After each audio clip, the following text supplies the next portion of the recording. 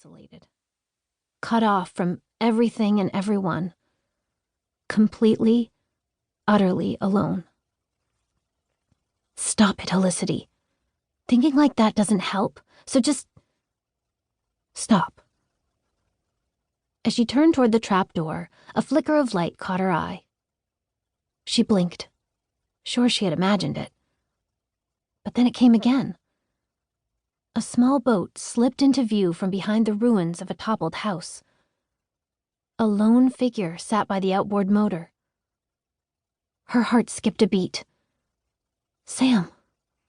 There could be only one reason Sam Levesque was out there. He'd found her note explaining that she'd gone to the lighthouse to search for her brother, Andy. Now, like a knight in shining armor, he was coming to rescue her, the damsel in distress trapped in the tower. Except I'm no damsel, and he's the one who will need saving if he doesn't get to shelter now. Warring emotions, fury at Sam's recklessness, fear for his safety, and the tiniest spark of joy that he'd come for her, despite the risks, bubbled up inside her. Then the person shouted, "Scout! Here, Scout! I've got a treat for you! Where are you, girl?" Helicity's eyes widened. That's not Sam. It's a man looking for a dog. She understood the impulse to rescue a loved one, human or animal. Her need to help Andy had driven her to the lighthouse. But she had chased after her brother long before the hurricane hit. Why was this man out now, when the worst of the storm was about to engulf them? She gasped with sudden understanding. He doesn't know what's coming. She'd heard stories of people who mistook the eye of the hurricane for the end of the storm. Too often, those stories ended in tragedy. Not this time. She shot a savage glare at the clouds looming overhead, then cupped her hands into a megaphone. Hey! Hey, mister! The hurricane isn't over! Find shelter now!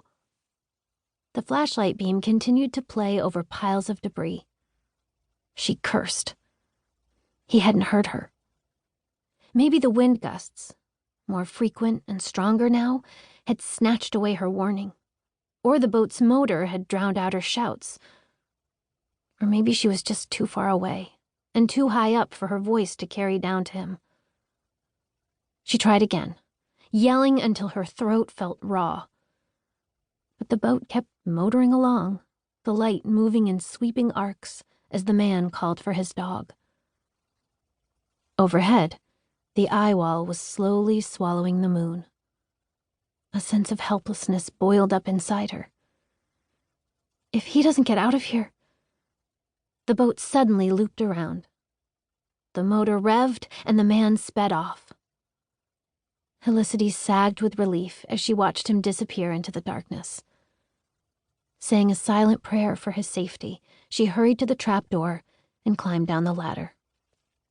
She pulled the hatch shut behind her with a solid thud, sealing herself inside. And not a moment too soon.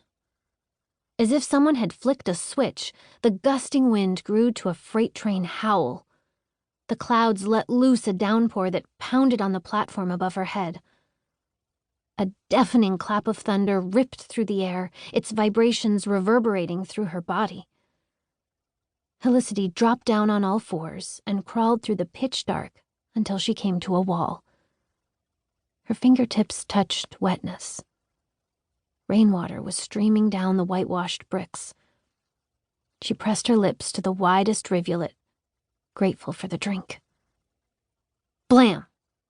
Something slammed against the outside of the lighthouse with such force, her mouth jarred against the bricks.